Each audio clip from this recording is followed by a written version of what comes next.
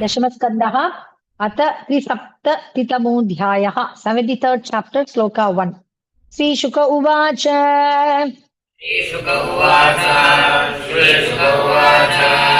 अयुते द्वेषतान्यष्टौ लीलया युधि निर्जिताः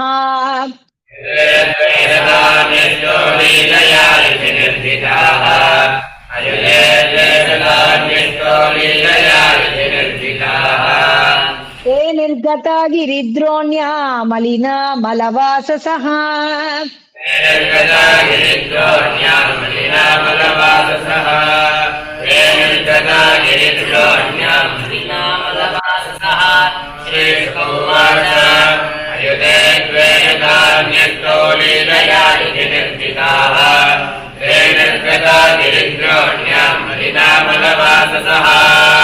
चुक्षामा शुष्कवदनाः संरोधपरिकर्षिताः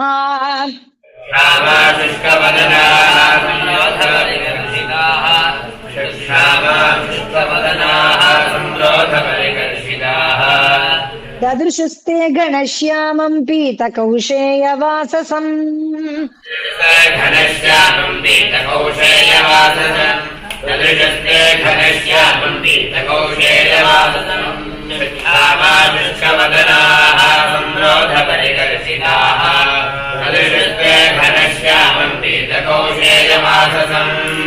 श्रीवत्साङ्गं चतुर्बाहुं पद्मगर्भारुणीक्षणम्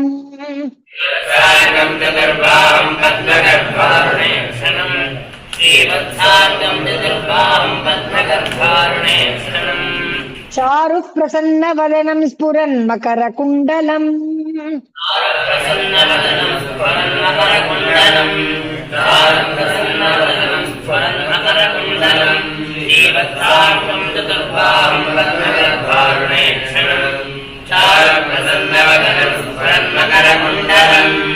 पद्महस्तं गदाशङ्करताङ्गैरुपलक्षितम्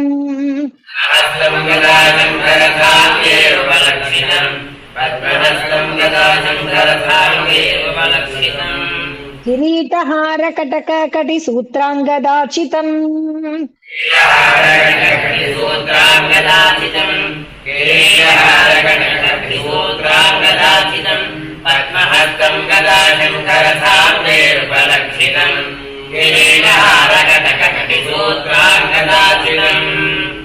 राजद्वरमणिग्रीवं निवीतं वनमालया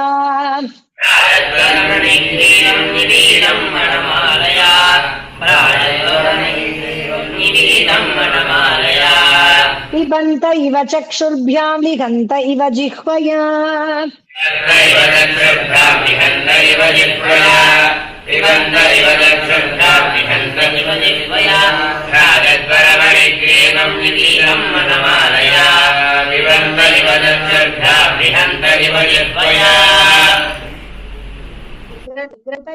नासाभ्यां रभन्त इव बाहुभिः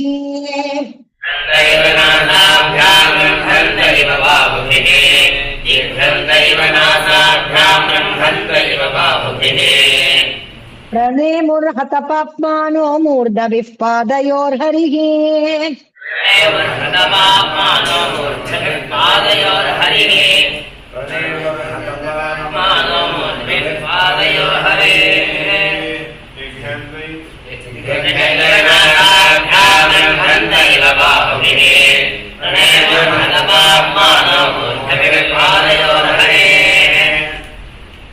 हृष्टसन्दर्शनाह्लादध्वस्तसंरोधनक्लमाः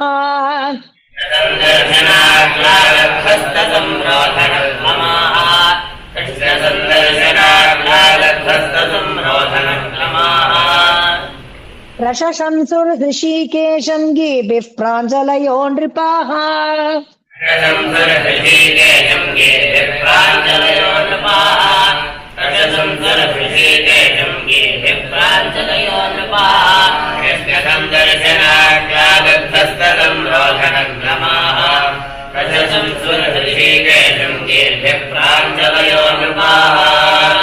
राजान ऊचुः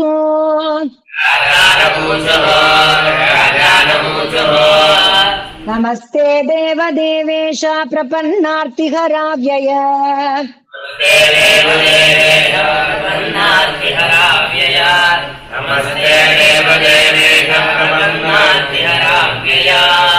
प्रपन्नान् पाहि न कृष्ण निर्विन्नान् घोर संस्कृतेः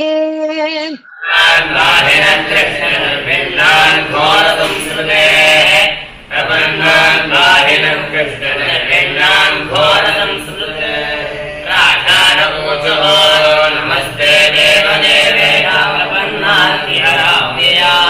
प्रपन्नान् पाहि नः कृष्ण निर्विन्नान् घोर संस्कृतेः नैनं नाथान् वसूयामो मागधम् मधुसूदन नाथान् वसूयामो मागधम् मधुसूदन नैनं नाथान् वसूयामो मागधम् मधुसूदन अनुग्रहो यद्भवतो राज्ञां राजच्युतिर्विभो यद्भवतो राज्ञां राजच्युतिर्विभो अनुग्रहो यद्भवतो राज्ञां राजच्युतिर्विभो नैनं नाथान् वसूयामो मागधम् मधुसूदन अनुग्रहो यद्भवतो राज्ञां राजच्युतिर्विभो राजेश्वर्यमदोन्नद्धो न श्रेयो विन्दते नृपः राजेश्वर्यमदोन्नद्धो न श्रेयो विन्दते नृपः राजेश्वर्यमदोन्नद्धो न श्रेयो विन्दते नृपः त्वन्माया मोहितो नित्या मन्यते सम्पदोऽचलाः माया मोहितो नित्या मन्यते सम्पदोऽचलाः त्वन्माया मोहितो नित्या मन्यते सम्पदोऽचलाः राजेश्वर्यमदोन्नद्धो न श्रेयो विन्दते नृपः त्वन्माया मोहितो नित्या मन्यते सम्पदोऽचलाः मृगतृष्णां यथा बाला मन्यन्त उदकाशयम् यथा बाला मन्यन्त उदकाशयम् मृगतृष्णां यथा बाला मन्यन्त उदकाशयम् एवं वैकारिकी मायामयुक्ता वस्तु चक्षते एवं वैकारिकीं मायामयुक्ता वस्तु चक्षते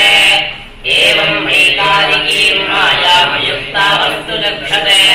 मृगतृष्णां यथा बाला मन्यन्त उदकाशयम् एवं वैकारिकीं मायामयुक्ता वस्तु चक्षते वयं पुरा श्रीमदनष्टदृष्टयो वयं पुरा श्रीमदनष्टदृष्टया वयं पुरा श्रीमदनष्टदृष्टया जिगीषयास्या इतरेतरस्पृदः जिगीषयास्यान्तरेतरस्पृथः जिगीषयास्यान्तरेतरस्पृथः गृणन्तः प्रजास्वातिनिर्घृणाः प्रभो घ्नन्तः प्रजास्वातिनिर्घृणाः प्रभो घ्नन्तः प्रजास्वातिनिर्घृणाः प्रभो मृत्युं पुरस्त्वा विगणय्य दुर्मदाः पुरस्त्वा विगणय्य दुर्मदाः मृत्युं पुरस्त्वा विगणय्य दुर्मदाः वयं पुरा श्रीमदनष्टदृष्टयो जिगीषयास्यान्तरेतरस्पृथः घ्नन्तः प्रजास्वातिनिर्घृणाः प्रभो मृत्युं पुरस्त्वा विगणय्य दुर्मदाः स एव कृष्णाद्य गभीररंहसा एव कृष्णाद्य गभीररंहसा तदेव कृष्णाद्य गभीररंहसा दुरन्तवीर्येण विचालिता श्रियः दुरन्तवीर्येण विचालिता श्रियः दुरन्तवीर्येण विचालिता श्रियः कालेन तन्वा भवतोऽनुकम्पया कालेन तन्वा भवतोऽनुकम्पया कालेन तन्वा भवतोऽनुकम्पया विनष्टदर्पाः शरणो स्मरामते शरणौ स्मरामते शरणौ स्मरामते त एव कृष्णाद्य गभीररंहसा दुरन्तवीर्येण विचालिता श्रियः कालेन तन्वा भवतोऽनुकम्पया विनष्टदर्पाश्चरणौ स्मरामते अथो न राज्यं मृगदृष्टिरूपितम्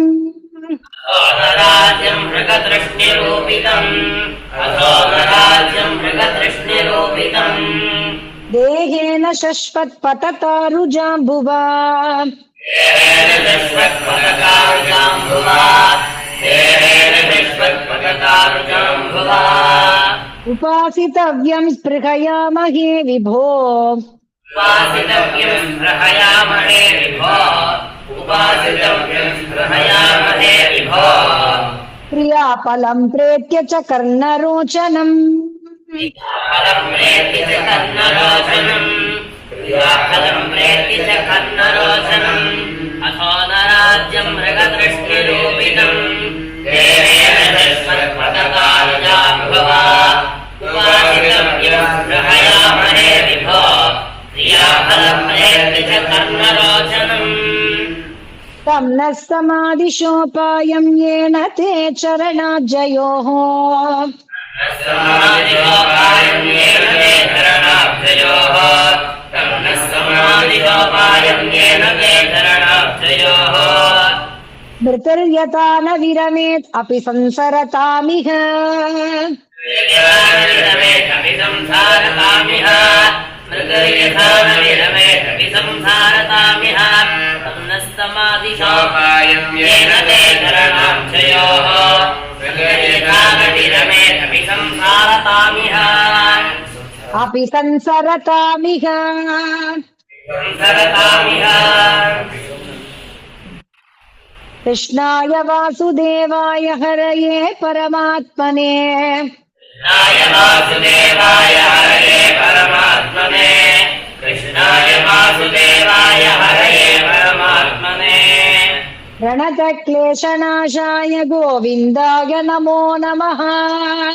प्रणतक्लेशनाशाय गोविन्दाय नमो नमः प्रणतक्लेशनाशाय गोविन्दाय नमो नमः कृष्णाय वासुदेवाय हरये परमात्मने प्रणतक्लेशनाशाय गोविन्दाय नमो नमः श्रीशुक उवाच श्रीशुक उवाच संस्तूयमानो भगवान् राजभिर्युक्तबन्धनैः स्तूयमानो भगवान् राजभिर्मुक्तबन्धनैः संस्तूयमानो भगवान् राजभिर्मुक्तबन्धनैः तानाह करुणस्तात शरण्यः श्लक्ष्णया गिरा तानाह करुणस्तात शरण्यः श्लक्ष्णया गिराः तानाह करुणस्तात शरण्यः श्लक्ष्णया गिराः श्रीशुक उवाच संस्तूयमानो भगवान् राजभिर्मुक्तबन्धनैः तानाह करुणस्तात शरण्यः श्लक्ष्णया गिराः श्रीहरये नमः हरे नमः श्री हरे